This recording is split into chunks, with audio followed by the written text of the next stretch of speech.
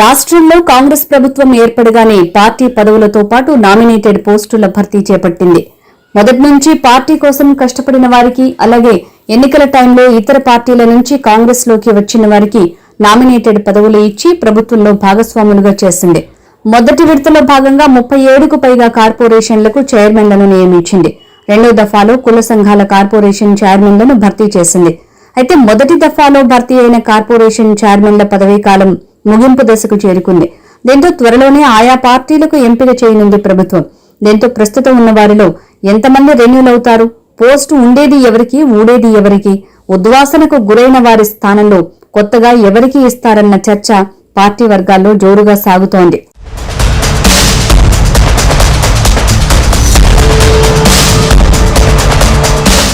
ఎవరెవరికి రెన్యూల్ అవుతుంది, ఎవరెవరికి కాదు అని నేతల్లో టెన్షన్ నెలకొంది. ఇప్పటికీ కార్పొరేషన్ చైర్మన్లపై 3 రకాలుగా రిపోర్టు తెప్పించారట సీఎం రేవంత్ రెడ్డి. ఇందులో ఎవరు మంచిగా పనిచేశారు, వివాదాలకు దూరంగా ఉంటూ పార్టీని, ప్రభుత్వాన్ని ఎప్పటికప్పుడు ప్రొటెక్ట్ చేసిన వారికి మరొక మారు అవకాశం కల్పించాలని ఫిక్స్ అయ్యారట సీఎం. కేవలం 13 మందికి మాత్రమే ఇప్పటివరకు రెన్యూల్ అయ్యే అవకాశం ఉన్నట్టు చర్చ జరుగుతోంది.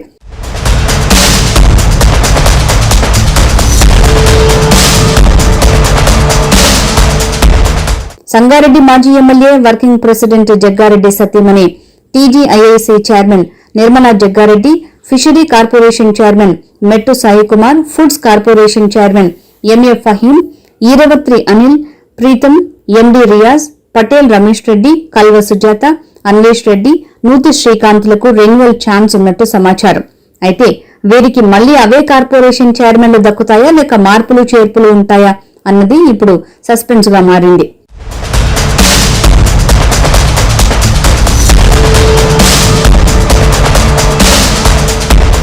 పార్టీ కోసం కష్టపడి కాంగ్రెస్ ను అధికారంలోకి తీసుకురావడంలో తమ వంతు పాత్ర పోషించిన కొందరికి ఇప్పటికే కార్పొరేషన్ చైర్మన్లుగా అవకాశం లభించింది. కానీ ఇంకా కొంతమందికి ఎలాంటి పదవులు దక్కలేదు.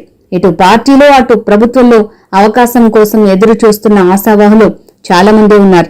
ఇదిలా ఉంటే రీసెంట్ గా నియమించిన ఫెడరేషన్లకు చైర్మన్, వైస్ చైర్మన్లుగా కొందరికి అవకాశం కల్పించింది అధిష్టానం. ఏ పదవి రాని వారు త్వరలో భర్తీ కాబోయే కార్పొరేషన్ పోస్టులపై భారీ ఆశలే పెట్టుకున్నారట. అందుకోసం ముమ్మరంగా ప్రయత్నాలు చేస్తున్నారు. అందులో లోకేష్ యాదవ్, లింగం యాదవ్, గౌరీ సతీష్, బండి సుధాకర్ గౌడ్, సత్యం శ్రీరంగం, పవన్ మల్లాది, జ్ఞానసుందర్, రాచమల్ల సిద్దేశ్వర్, రవళిరెడ్డి, ఇందిరా శోభన్, సునీతారావు, వరలక్ష్మి ఇలా ఎవరికి వారు కార్పొరేషన్ చైర్మన్, వైస్ చైర్మన్ల కోసం ప్రయత్నం చేస్తున్నారు.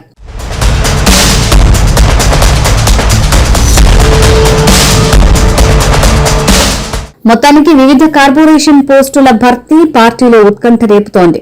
ఎవరికి రెన్యూల్ అవుతుంది, ఎవరికి కాదు, కొత్తగా కార్పొరేషన్ చైర్మన్లుగా ఎవరికి అవకాశం వస్తుందో వేచి చూడాలి.